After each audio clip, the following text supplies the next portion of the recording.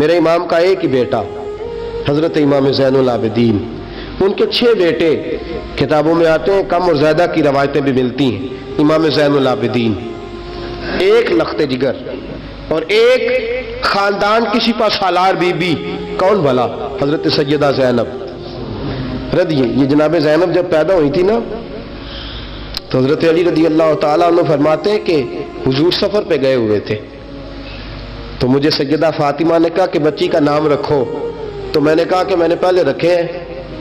کہا حضور تو سفر پہ ہیں، فرمایا آئیں گے تو نام رکھیں گے، جناب زینب رضی اللہ تعالیٰ۔ اور حضرت امام زین العابدین کی مختلف روایتوں میں مختلف عمر آئی، یہ 2 خاندان کے بڑے بچے تھے، خاندان کے یہ 2 بڑے بچے تھے۔ میرے دوستو، یہ جو ایک اہم مسئلہ آپ کے گوش گزار کروں، پہلے یہ ہوتا تھا پہلے کہ خلافت روحانی بھی اور سیاسی بھی ایک ہوتی تھی، امام حسن تک ایک رہی، روحانی خلافت بھی اور سیاسی خلافت بھی ایک رہی۔ مسئلہ تھوڑا باریک ہے، تھوڑا سا آپ کو میرے بات غور سے سننی پڑے گی۔ پہلے خلافت ایک ہوتی تھی، روحانی بھی اور سیاسی بھی۔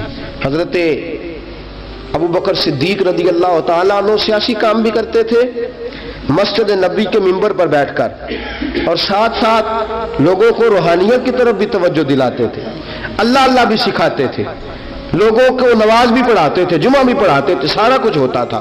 جناب امام حسن تک یہ کام رہا، حضرت عمر فاروق، حضرت عثمان غنی، جناب علی مرتضیٰ اور امام حسن تک یہ سلسلہ رہا۔ پھر خلافت 2 حصوں میں بٹ گئی، ایک ہو گیا سیاسی خلیفہ جو حکومت چلائے، اور ایک ہو گیا روحانی خلیفہ جو لوگوں کو اللہ بتائے۔ وہ جو خلافت تھی نا روحانی، وہ آج تک آ رہی ہے، صوفیاء کے ذریعے، علماء کے ذریعے، نیک اور پارسا لوگوں کے ذریعے وہ اللہ بتاتے ہیں، وہ اللہ بتاتے ہیں، پھر اپنا خلیفہ بناتے ہیں، پھر وہ اللہ بتاتا۔ یہ وہ ہے خلافت۔ حضرت امام زین العابدین رضی اللہ تعالیٰ عنہ کو بادشاہ وقت نے بلایا نا اپنے پاس، تو امام زین العابدین نے فرمایا میں نہیں جاؤں گا، میں جاؤں گا۔ عبد المالک بن مروان نے بلایا اور امام زین العابدین کو کہا کہ آپ کو ضرور آنا پڑے گا۔ آپ نے فرمایا اس کی وجہ؟ اس نے کہا جی وجہ یہ ہے کہ آپ کی طرف لوگوں کا رجوع بہت ہے، لوگوں کی توجہ بہت ہے، دل کھینچے چلے جاتے ہیں۔ امام زین العابدین نے فرمایا سارا زمانہ بھی میری طرف آئے، پھر میں بادشاہ کے دربار میں، بادشاہ بزرگوں کے پاس آئے تو ان کی عزت بڑھتی ہے، اور اگر نیک لوگ بادشاہوں کے دروازوں پہ جائیں تو ان کی عزت گھٹتی ہے۔ فرمایا میں نہیں جاؤں گا۔ اس نے کہا کہ امام مجھے سمجھ کوئی نہیں آتی۔ امام زین العابدین سے کہنے لگے مجھے سمجھ کوئی نہیں آتی کہ بادشاہ میں ہوں لیکن راشا آپ کے پاس ہوتا ہے۔ عجیب تماشا ہے کہ لوگوں کی تلواریں میرے ساتھ رہتی ہیں، دل آپ کے ساتھ دھڑکتے ہیں۔ میں دیکھتا ہوں کہ مدینے کے بعد ایک کٹیا میں آپ رہتے ہیں، کٹیا میں، لیکن میں دیکھتا ہوں کہ سورج بھی چڑھتا ہے تو آپ کو سلامی دے کے چڑھتا ہے، اور چاند بھی نکلتا ہے تو حسین کے بیٹے کے قدم چوم کے نکلتا ہے۔ امام زین العابدین رضی مدینے سے باہر چلے گئے، ڈیرا لگا لیا، عمر بھر اسی جگہ، نام تو علی اوس تھا نا آپ کا، لیکن زین العابدین عبادت کرنے والوں کی زینت۔ میرے امام نے خلیفہ عبد المالک بن مروان سے کہا تو باز آ جا، میں حسین کا بیٹا ہوں، مجھے لوگوں کو اللہ سکھانے دے۔ اب میں تخت خلافت پہ بیٹھ کر نہیں، میں چٹائی پہ بیٹھ کے دین پڑھاؤں گا، اب میں فرش زمین پہ بیٹھ کے لوگوں کو اللہ سکھاؤں گا۔ امام زین العابدین کو خلیفہ عبد المالک بن مروان ہوا پتہ کیا تھا؟ تھوڑی سی تاریخ بتا دوں۔ یزید کے مرنے کے بعد اس کا بیٹا آیا، وہ 40 دن تک رہا، میں نے 10 محرم کو بتایا تھا۔ اس نے کہا میں اپنے باپ کو بھی اس قابل نہیں سمجھتا تھا، چھوڑ کے چلا گیا۔ اس کے بعد حضرت عبداللہ ابن زبیر رضی اللہ تعالیٰ عنہ جو تھے، وہ کیونکہ مکہ اور مدینہ اور حجاز کے لوگوں نے انہیں اپنا امیر بنا لیا تھا، جب یزید کے بیٹے نے خلافت چھوڑی تو وہ پورے ملک کے ایک جو ہے وہ امیر بن گئے۔ ان کے درمیان ہی مروان نے سازش کی، مصر اور شام پہ اس نے اپنا تسلط جما لیا۔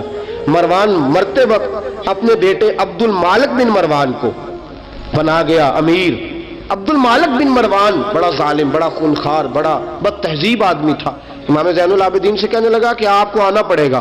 آپ نے فرمایا میں کوئی نہیں آؤں گا۔ اس نے امام زین العابدین کو گرفتار کرایا۔ بہت سارے بزرگوں نے لکھا ہے، بالخصوص امام قشیری نے رسالہ میں لکھا، گرفتار کرایا، ہاتھوں میں بیڑیاں، پیروں میں بیڑیاں۔ امام زین العابدین جس طرح نکلے تھے نا کربلا سے اور دمشق آئے تھے، गिरफ्तारी के आलम में, और फिर दमिश्क से मदीने आए थे, उसी आलम में फिर गिरफ्तार कराया। और खलीफा अब्दुल मलिक बिन मरवान के सामने जब इमाम ज़ैनुल आबिदीन पहुंचे तो आपने कहा कि तूने देखा है ना मेरे बाप के कातिलों का क्या अंजाम हुआ था, तूने देखा है मेरे बाप के कातिलों का बाद आ जा। उसने कहा कि यजीद के पास ताकत थी, उसने आपको गिरफ्तार करा लिया था, अब मेरे पास ताकत है, मैंने भी गिरफ्तार करा लिया है। इमाम ज़ैनुल आबिदीन से कहने लगा आपके पास ताकत है तो दिखाइए, आपके पास है ताकत तो दिखाइए। इमाम ज़ैनुल आबिदीन रज़ी अल्लाह तआला अन्हु ने फरमाया तुझे कहा चैलेंज न कर, मैं दरवेश हो गया हूं, एक तरफ लग गया हूं, एक कोने में जाकर बैठ गया हूं, मदीने से बाहर जाके मैंने डेरा लगाया, बस मुझे अब छेड़ मत, मुझे अपना काम करने दे, मुझे लोगों को दीन सिखाने दे, अल्लाह अल्लाह बताने दे, तू जान, तेरी हुकूमत जाने, तेरी सल्तनत जाने, मैं तेरे काम में दखल नहीं देता, तू मेरे काम में दखल न दे, मुझे अल्लाह अल्लाह करने दे, अल्लाह अल्लाह कराने दे। कहने लगा मेरे पास ताकत है, मैंने गिरफ्तार कर लिया है। इमाम ज़ैनुल आबिदीन रज़ी अल्लाह तआला अन्हु के हाथ और पांव में बेड़ियां थी। इमाम ज़ैनुल आबिदीन की जुबान से निकला अल्लाह अल्लाह अल्लाह। तीसरी दफा जब आपकी जुबान से अल्लाह निकला, सारी बेड़ियां टूट के जमीन पे गिर गई। इमाम ज़ैनुल आबिदीन के लिए उठने लगा, फरमाया बैठ जा जमीन पे। खलीफा जमीन पे बैठा, इमाम ज़ैनुल आबिदीन रज़ी अल्लाह तआला अन्हु निकले। मुझे न कहना रवायत ज़ईफ है, रवायतें ज़ईफ होती हैं, अकीदे मजबूत होने चाहिए। हजरत इमाम ज़ैनुल आबिदीन पलटे और पलट के कहने लगे ताकत पहले भी हमारे पास थी, ताकत आज भी हमारे पास है, जब रब कहता है हम इस्तेमाल नहीं करते और जब कह देता है तो हम इस्तेमाल करना शुरू कर देते हैं। बस अल्लाह की रजा पे राजी है।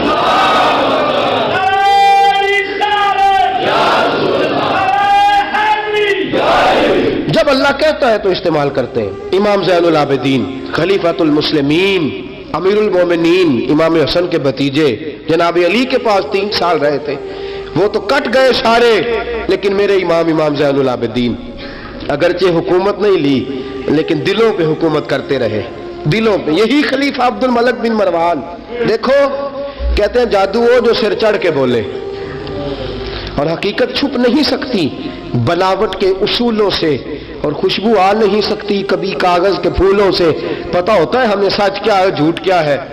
तवाफ़े काबा हो रहा है, तवाफ़े काबा, एक औरत बहुत बड़ी, उसने काबे में भी आके जुल्म करने शुरू कर दिए, लोगों को तंग करना शुरू कर दिया।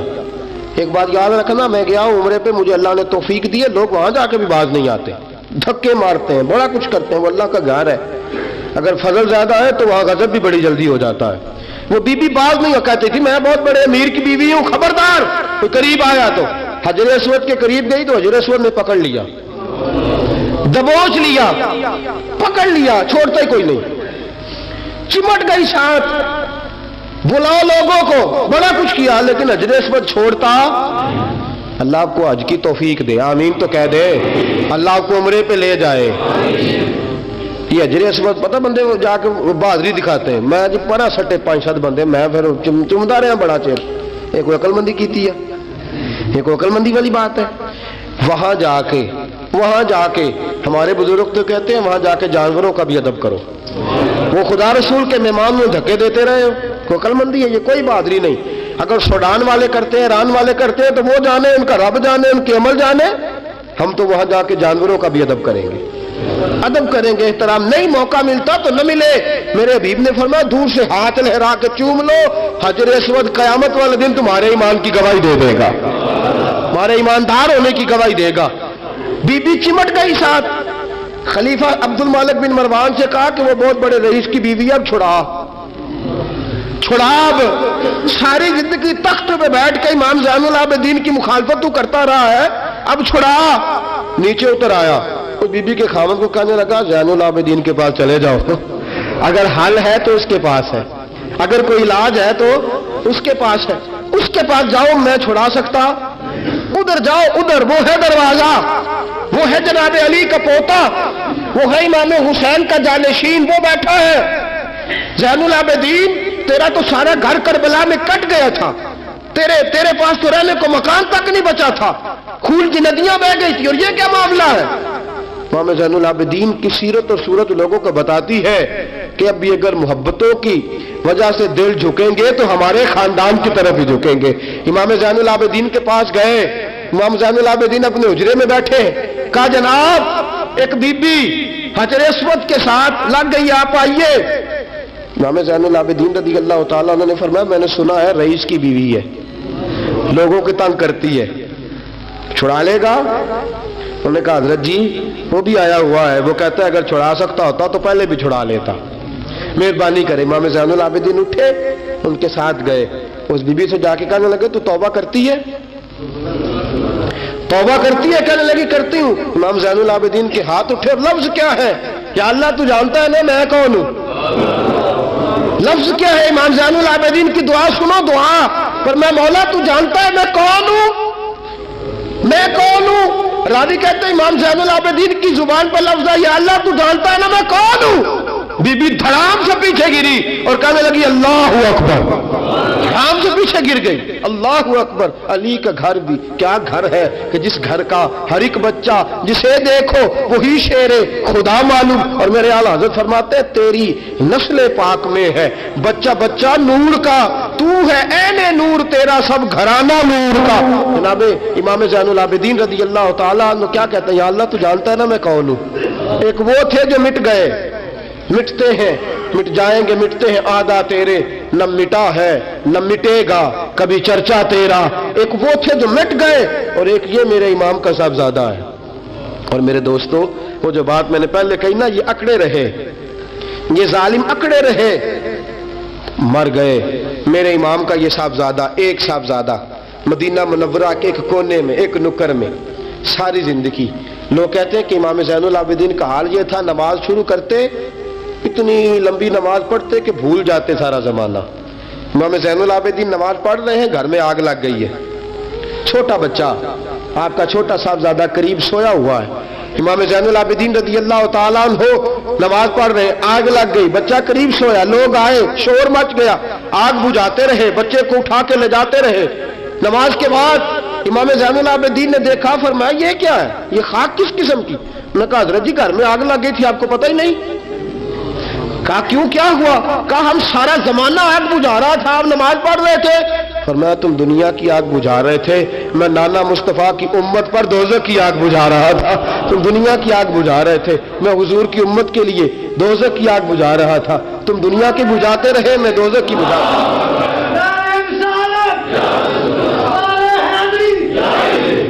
یہ امام زین العابدین ہے، وہ سارے مٹ گئے۔ اور یہ امام کیسی عاجزی، کیسی انکساری، حضرت امام حسن بصری، یہ خلیفہ ہیں امام زین العابدین کے بھی اور خلیفہ ہیں حضرت امام باقر کے بھی۔ امام باقر امام زین العابدین کے بیٹے ہیں، امام جعفر صادق ان کے پوتے ہیں۔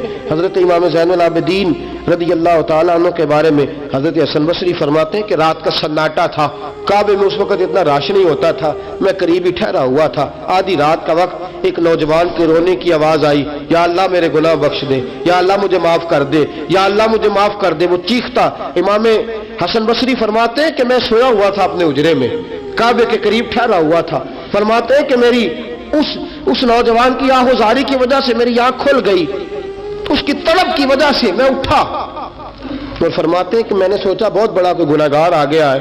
فرماتے ہیں کہ وہ کیا کہتا ہے، جب میں اٹھا ہوں کعبے کے قریب گیا ہوں کہ جا کے تسلی دیتا ہوں تو اس کی زبان سے جملہ نکلا، کہنے لگا یا اللہ مجھے قیامت میں ذلیل نہ کرنا، اے اللہ اگر میرے عمل اچھے نہیں تو مجھے قیامت کے دن اندھا کر کے اٹھانا، میں تیرے نیک بندوں کے سامنے کیا جواب دوں گا۔ فرماتے ہیں وہ نوجوان تڑپتا ہے، روتا ہے۔ حضرت حسن بصری فرماتے ہیں کہ میرے پہنچتے پہنچتے وہ اتنا بلند آواز سے تڑپنے لگا کہ بے ہوش ہو کے زمین پہ گرا۔ آپ فرماتے ہیں میں قریب گیا، اس نوجوان کے قریب گیا تو بڑی خوبصورت خوشبو مجھے آئی۔ فرماتے میرے دل میں خیال تھا تسلی دوں گا کہ بیٹا ٹھہر جا، میں بھی دعا کرتا ہوں، تو بھی دعا کر، اللہ بڑا مہربان ہے معاف کر دے گا۔ فرماتے ہیں جب میں نے اس نوجوان کے چہرے سے زلفیں ہٹائی، گرد صاف کی تو میرے پاؤں تلے سے زمین نکل گئی۔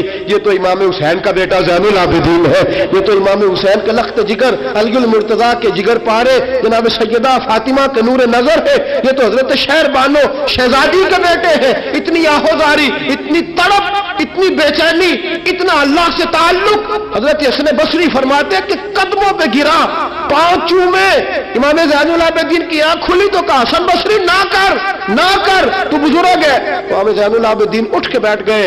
حضرت حسن بصری رحمت اللہ تعالی علیہ فرماتے ہیں میری آنکھ نکل گئی، آنسو میرے بہہ گئے۔ میں نے کہا زین العابدین کہاں سے دل لے کے آئے ہو تم لوگ، اور کہاں سے سنوارا ہے خدا نے تمہارے خاندان کو؟ سارا کچھ دے بھی دیتے ہو اللہ کی راہ میں، سارا کچھ لٹا بھی دیتے ہو، سارا کچھ قربان بھی کر دیتے ہو، اپنے لیے رکھتا بھی کچھ نہیں، اور پھر بھی معافیاں ہی مانگتے پھرتے ہو، پھر بھی معافیاں ہی مانگتے پھرتے ہو، پھر بھی روتے پھرتے ہو، پھر بھی بارگاہ خدا بندی کے اندر آہوازاریاں کرتے رہتے ہو۔ حضرت حسن بصری رحمت اللہ تعالی علیہ فرماتے کہ وہ زمانہ میں نے امام زین العابدین کا دیکھا۔ میرے دوستو وہ تو مٹ گئے، اکڑے رہے نا، مٹ گئے، کربلا کے بعد وہ مٹ گئے میرے امام کو مٹانے والے، لیکن امام زین العابدین میرے امام کا ایک صاحبزادہ بچہ تھا، لیکن انہوں نے روحانی خلافت کا آغاز کر دیا۔ پوری دنیا میں میرے امام زین العابدین کا فیض ہے، جسمانی بھی ہے، روحانی بھی ہے، علمی بھی ہے۔ امام زین العابدین نے زندگی پوری گزار دی ایک کونے میں لگ کے۔ امام زین العابدین کسی سیاسی کام میں کبھی مداخلت نہیں۔ حضرت امام جعفر صادق کا زمانہ آیا تو پھر بادشاہ نے بلایا امام جعفر صادق کو، اور یہ امام جعفر صادق وہ بزرگ ہے کہ حضرت امام اعظم ابو حنیفہ رحمۃ اللہ علیہ امام جعفر صادق کے مرید ہے، ان کے مرید ہے، ان کے خلیفہ ہیں۔ حضرت امام جعفر صادق کو بلایا، اور جب سیدنا امام جعفر صادق رحمۃ اللہ علیہ رضی اللہ عنہ پہنچے تو آپ نے شاندار لباس پہنا، شاندار لباس پہنا، اور اعلیٰ قسم کا جبہ پہنا، اعلیٰ قسم کی پگڑی باندھی، ہاتھ کے اندر عصا پکڑا، اور حضرت امام جعفر صادق رضی اللہ تعالیٰ عنہ کچے مکان سے نکلے، لیکن ذرا باوقار ہو کے نکلے، دربار بادشاہ، دربار خلافت میں پہنچے، اپنی کھنڈی کو، اپنی چھڑی کو ہلایا، میں کیوں بلایا مجھے؟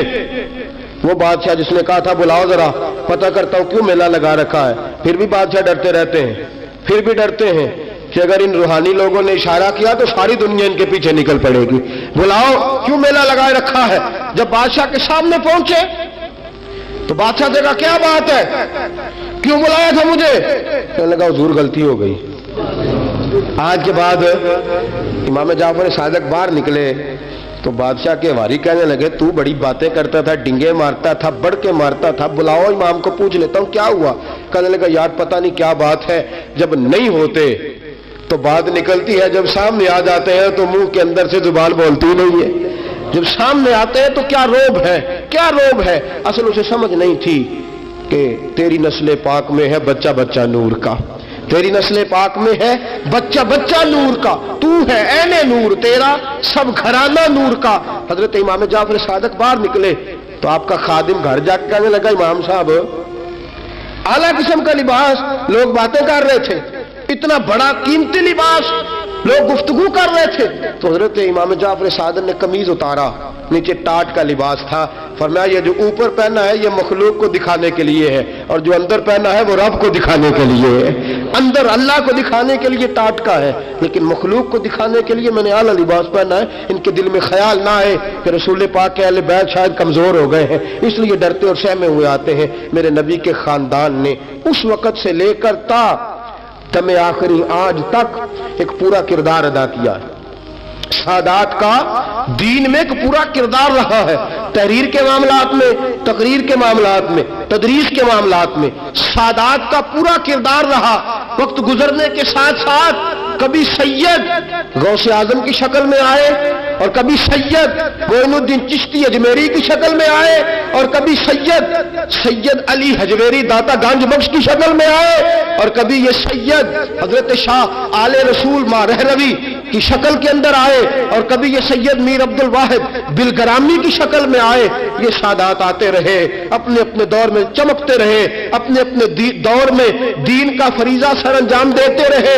انہوں نے پھر اعلان حکومت والوں کو کہا کہ ٹھیک ہے، اگر تم سمجھتے ہو کہ اس طرح ہمیں دین نہیں پھیلانے دیتے تو ہمیں اللہ نے توفیق دی ہے، ہمیں اللہ نے طاقت دی ہے، اللہ نے ہمیں روحانیت دی ہے، ہم اس روحانی طرز کے ساتھ دین پھیلائیں گے۔ میرے دوستو اگرچہ قوت اور اقتدار بھی ہمیشہ انہی کے پاس رہا، کربلا میں جو بھی آیا آپ دیکھ لیجئے نا، यजीद के 14 बेटे बताए जाते हैं। कोई भी नहीं कहता मैं यजीद की औलाद में से हूँ। इमाम ज़ैनुल आबिदीन एक ही बचे थे ना करबला में। आपको गली गली सैयद मिलेंगे, नगर नगर सैयद मिलेंगे, जगह जगह रसूल पाक की औलाद मिलेगी। मेरे दोस्तों याद रखना, जो जुल्म करता है और जुल्म में बढ़ता है वो बचता नहीं, उसका नाम मिट जाता है, उसका किरदार नफरत की अलामत बन जाता है।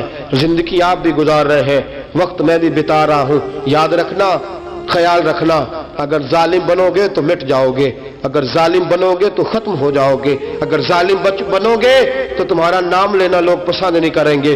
जुल्म का निशान बन के ना रहना, मोहब्बत की अलामत बन के रहना। अगर कभी मार भी खानी पड़ी तो वक्ती तौर पे खा जाना, थोड़ी देर के लिए मार खा के देखना।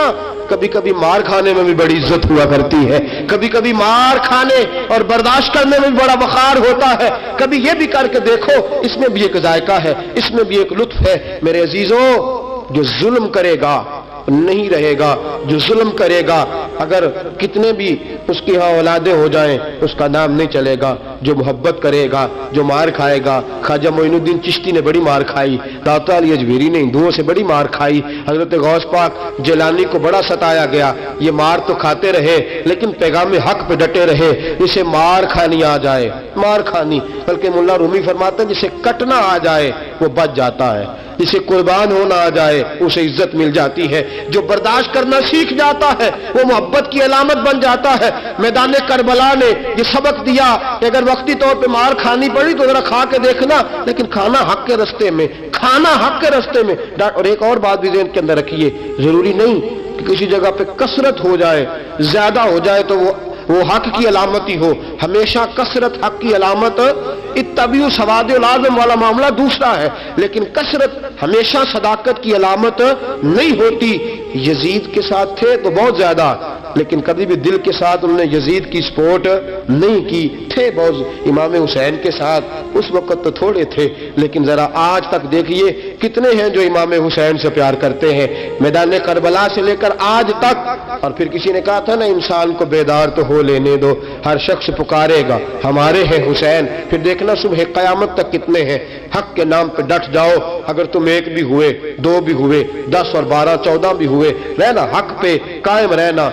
मार खा के देखना, इसमें भी बड़ी लज्जत है। जुल्म से बचना, जुल्म बहुत बड़ा ऐब है, जुल्म बहुत बड़ी बीमारी है। लग जाएगी तो नामो निशान मिटा देगी, खत्म कर देगी सफ़ाए हस्ती से जालिम को। अल्लाह में हर किस्म के जुल्म से बचाए, हमेशा मिदहत खैरुल अनाम में गुजरे। दुआ है ये उम्र दरूद व सलाम में गुजरे। व आखिर दावाना अनिल हम्दुलिल्लाह।